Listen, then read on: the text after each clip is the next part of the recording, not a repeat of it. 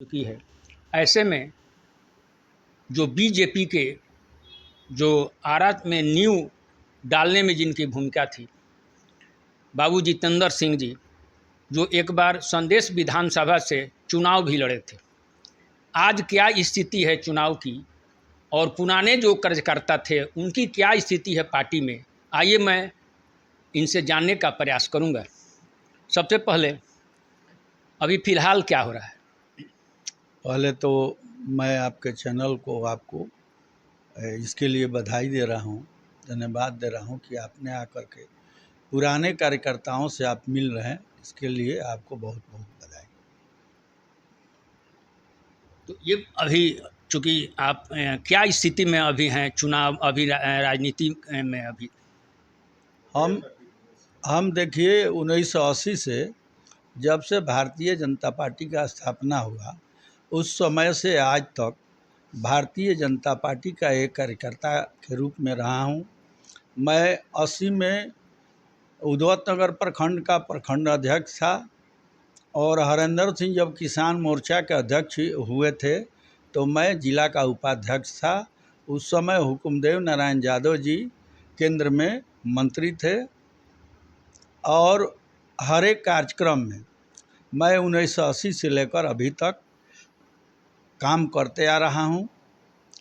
मुझे भारतीय जनता पार्टी ने 1995 में सिंबल दिया था संदेश से चुनाव लड़ने के लिए, लेकिन चूँकि मेरे साथ रहने वाले आपको त्रिलोकी बाबू सारा स्थिति बताए होंगे, मैंने भी देखा कि मैं 85 के बाद अधिक समय झारखंड में देने लगा और झारखंड का जो भी कार्यक्रम होता था, यहाँ तक कि टाटा में जो आंदोलन शुरू हुआ और कैलाश जी के कहने पर माननीय समरेश सिंह बोकारो से जा कर के टाटा में आंदोलन शुरू किए।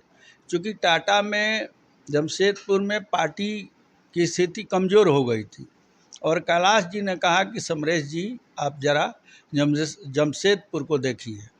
उसी में जब कई मीटिंग हुआ तो टाटा टेल्को गेट पर जब मीटिंग हो रही थी और वहाँ पर 144 लगा हुआ था, हम लोग बोकारो से आए थे समरेश सिंह के साथ में, मीटिंग तो नहीं हो पाया, वहाँ पर लाठीचार्ज हो गया।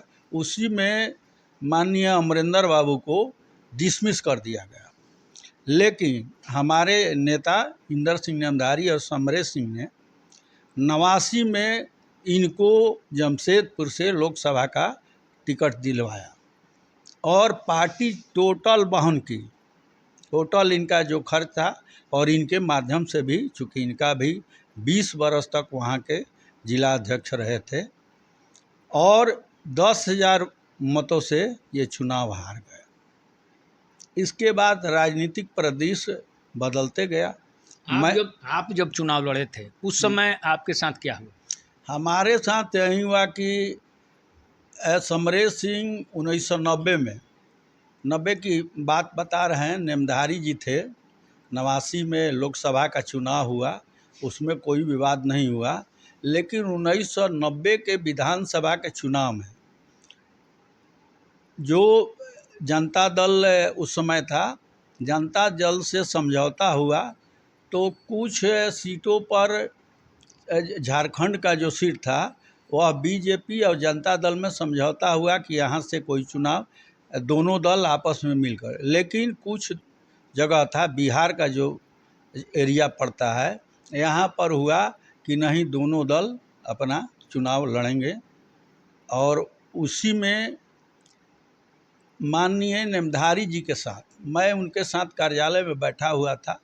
कुछ अपराधी तत्व के लोग वहाँ पर गए, उसी समय लालू यादव भी वहाँ पर आए और वहाँ पर केवल मैं था और नेमधारी जी थे अपने कार्यालय में। सुबह में कहीं से आए थे घूमकर, अपने निवास स्थान पर भी नहीं गए थे, वहीं पर फ्रेश हो रहे थे।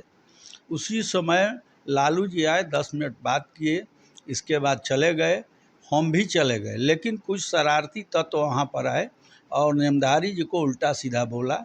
नेमधारी जी डर के मारे, चूँकि वो बहुत सीधा स्वभाव के बहुत अच्छे व्यक्ति थे, वहाँ से अपने घर गए और अपने घर से अपना जो फ्लैट था, फ्लैट से सीधे गाड़ी पकड़ करके और सीधे चले गए डाल्टनगंज। जब हम बीजेपी कार्यालय में आए तो अब छोड़िए उस सब कहानी, हम नहीं, गोविंदाचार्य को हम गए तो नहीं, आपके साथ यहाँ जब खड़े हुए थे तो यहाँ आपके साथ क्या हुआ? आप तो चुनाव देखिए हारे जीते, क्या हो गया? वहीं से देखिए हम बता रहे हैं, पार्टी में मतभेद आपस में शुरू हो गया। खैर उस बात को छोड़िए। हम फिर समरेश सिंह को 1994 में भारतीय जनता पार्टी के लोगों ने प्रयास किया और समरेश सिंह को पार्टी में ले लिया गया। 1995 में समरेश सिंह को यहाँ से प्रदेश से जो लिस्ट गया, सिंगल नाम इनका गया, लेकिन दिल्ली में जा कर के समरेश सिंह का टिकट काट दिया गया और राजेंद्र महतो को टिकट दे दिया गया। लेकिन चूँकि वो बोकारो स्टील प्लांट में 4th ग्रेड के कर्मचारी थे, रिजाइन नहीं किए थे और इसके बाद उनका नॉमिनेशन खारिज हो गया। गोविंदाचार्य गए लेकिन समरेश सिंह नहीं माने और निर्दलीय चुनाव लड़ गए। और उसमें अब हम लोगों के साथ ये घटना घटी है मेरे साथ। चूँकि समरेश सिंह चुनाव नहीं लड़े बीजेपी से, सारा व्यवस्थापक मेरे वहीं थे, जो भी व्यवस्था मुझे मिलना था, लेकिन मुझे सिंबल मिला था। मैंने नॉमिनेशन किया, प्रदेश कार्यालय में गया, इसके बाद मैंने गंगा बाबू के डेरा पर गया, कैलाश जी सबको जो भी आर्थिक मदद मिल रहा था, लेकिन हमको शून्य मदद दिया गया। मान के चलिए कि हमको कोई मदद नहीं दिया गया। यही नहीं, राम महाराज हमारे यहाँ 3 दिन समय दिए थे। 3 दिन मेरे क्षेत्र में सभी जगह पर घूमे थे और उन्होंने राजमाता सिंधिया से बात किया, मदन लाल खुराना से बात किया, सुंदरलाल पटवा से, चूँकि राजमाता सिंधिया के चलते सभी जगहों पर उन्होंने मेरे लिए संपर्क किया। राजमाता सिंधिया ने स्पेशल कहा कि मेरा होगा तो जितेंद्र सिंह जो संदेश से चुनाव लड़ रहे हैं, एक जगह मेरी सभा होनी चाहिए। लेकिन प्रदेश चुनाव अभियान समिति में जो लोग थे, सारे लोगों का कार्यक्रम काटते गए, मुझे कोई आर्थिक मदद नहीं दिया गया। फिर भी मैं चुनाव लड़ा, जो भी मुझे मत आया उसको मैंने स्वीकार किया और जनता से मैंने आग्रह किया कि जो भी आप हमको दिए हैं, चूँकि मैं संदेश का रहने वाला हूं, जो भी समर्थन आपने हमको दिया उसके लिए मैं आपको साधुवाद देता हूं। और पहले के बीजेपी में आपको क्या अंतर लग रहा है? पहले के बीजेपी में बहुत कार्यकर्ताओं का सम्मान था, लेकिन आज तो बाहर से जो लोग आ रहे हैं उन्हीं लोगों को अधिक महत्व दिया जा रहा है।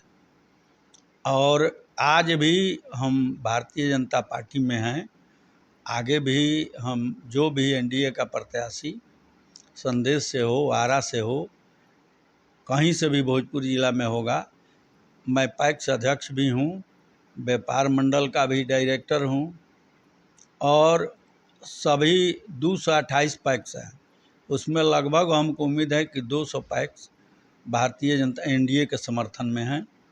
सबसे हम कैंडिडेट यहाँ से चुनाव लड़े एनडीए से, उसको आप मदद कीजिए। आपने टिकट का उस समय जो मिला था 95 मिला था ना? जी। तो इसके बाद आपने कभी प्रयास किया कि नहीं टिकट के लिए? 2000 में मैंने प्रयास किया था, लेकिन मैं दिल्ली नहीं गया, इसलिए कमला बाबू को टिकट मिल गया।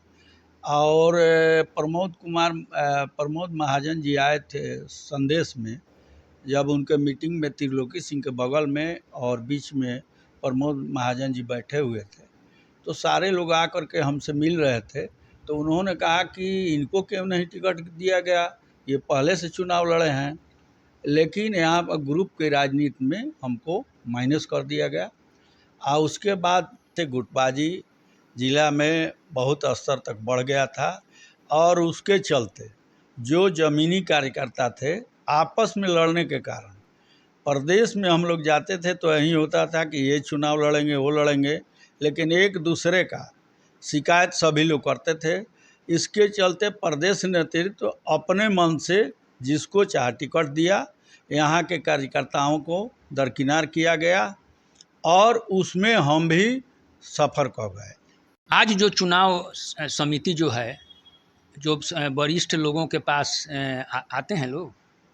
देखिए, अभी तो स्वतंत्र देव जी जो उत्तर प्रदेश के जल संसाधन मंत्री हैं, वो आए हुए हैं। कल हमारे गांव पर भी गए थे और आज भी जिला कार्यालय में हम लोगों को बुलाए थे। बहुत अच्छे स्वभाव के व्यक्ति हैं। अगर इस तरह के 10 आदमी आ जाएं तो भोजपुर जिला के 7 सीट हम लोग जीत जाएंगे। और भारतीय जनता पार्टी में हूँ, क्योंकि मैंने 45 वर्ष इस पार्टी में अपना समय दिया। आपने कैसा कौन से? हमने तो अब तो कैंडिडेट का नाम चला गया है। स्वच्छ छवि का आदमी चाहिए, अच्छा आदमी चाहिए, और उस तरह के लोगों को कहीं से भी टिकट मिले, और जिसको भी पार्टी कैंडिडेट बना देगी उसको हमारे तरफ से स्वीकार आपसे होता है। इस तरह का तो हम लोगों को नहीं बुलाया जाए। स्वतंत्र इस विषय पर कुछ नहीं कहे, इसलिए कि यहाँ से तो जो लिस्ट जाने वाला था पहले चला गया था। आरा में बीजेपी से जो कैंडिडेट भेजा जाता है, क्या उनकी बातें राज्य में या केंद्र में मानी जाती है? देखिए, केंद्र की बात तो नहीं कहेंगे, लेकिन राज्य में जो यहाँ से भेजा जाता है, तो लिस्ट भेजा जाता है, उसमें पुराने कार्यकर्ता जो चुनाव लड़े हैं उन लोगों से कोई चीज़ पूछा उछा नहीं जाता है। अपने मन से ये लोग लिस्ट बना करके भेज देते हैं। और लड़ने की इच्छा रखने वाले से कोई सलाह नहीं लिया जाता है। अपने मन से जो उनके विचार में आता है अपना लिस्ट भेज देते हैं, और उसका प्रदेश में कोई महत्व नहीं होता है। प्रदेश अपने स्तर से विचार करता है, वहाँ से लिस्ट बनाता है और केंद्र को भेज देता है। हाँ, प्रदेश के लिस्ट का विचार केंद्र में होता है। 1-2 नाम ही जाता है, सभी लोगों का नाम वहीं से कट जाता है। आपके अनुसार कैसा स्वच्छ छवि का कैंडिडेट चाहिए, लेकिन अभी जो राजनीतिक परिदृश्य बिहार में चल रहा है तो सब तरह का कैंडिडेट चाहिए। बाहुबली भी चाहिए, बाहुबली की जगह पर बाहुबली चाहिए। अगर वैसा कैंडिडेट आप नहीं देंगे तो आज के स्थिति में आप चुनाव नहीं जीत सकते हैं। जो एंटी विपक्षी है वो बाहुबली दिए हैं, तो आप भी बाहुबली को ही दीजिए, तभी वो जीत पाएगा। क्या बाहुबलियों को ही प्रेशर आप देने जा रहे हैं? ये पैसा मतलब मैं बाहुबली जो देंगे पार्टी में तो भी उनको टिकट दिया जाएगा?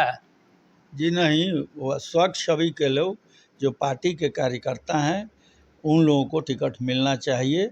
वर्षों से झोला ढो रहे हैं, जो वर्षों से झोला ढो रहे हैं वैसे लोगों को टिकट मिलना चाहिए, नहीं मिलना चाहिए। वैसे लोगों को टिकट नहीं मिलना चाहिए। या अपराधी किस्म के लोगों को टिकट मिलना चाहिए? नहीं मिलना चाहिए।